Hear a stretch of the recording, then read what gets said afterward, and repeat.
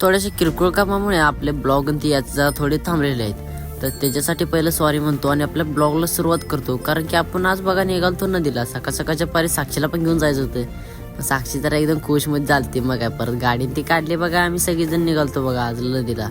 आज नदीला जाण्याचा बेत असा वेगळाच होता, पण काही विषय नाही.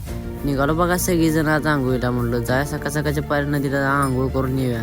वाटत जाता जाता हे नाही कुठं काही घाण केलं नाही असं कधी झालंच नाही बघा. गाडी तर 100% बंद पाडणार म्हणजे पाडणार.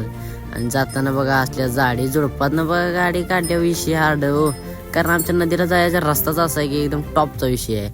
तिथं गेल्या नदी गेल्या पण ते अर्ध्या वाटतच गाडी बंद पडल्या. तर डबल गाडी बंद पडल्या म्हणून तुझा बाबा गाडी घेऊन टाकली. तर आम्ही जातो चालत.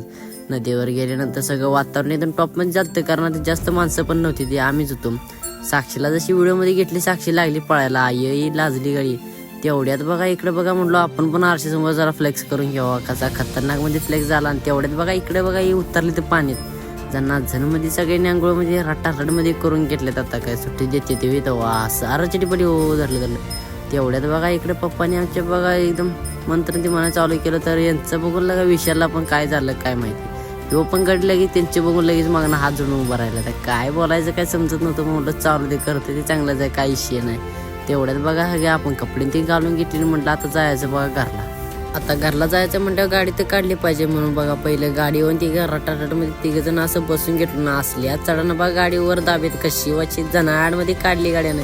गाडी काही गाडी हळू हाणवीत नव्हतं. जरा पारबमध्ये जाड्यातनं झुडपातनं कशी पण गाडी आळ्यात आल्या म्हटलं जरा वडापाव पण खाऊन घ्यावा.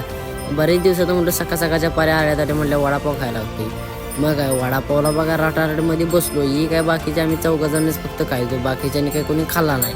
वडापाव ते खाऊन झाल्यानंतर बघा म्हटलं आता जायला लागते घराकडे यायला लागलो बघा. आजच्यासाठी एवढंच. फॉलो करा विसरू नका, कारण बाकी दिवसभर आम्ही काही केलेलंच नाही.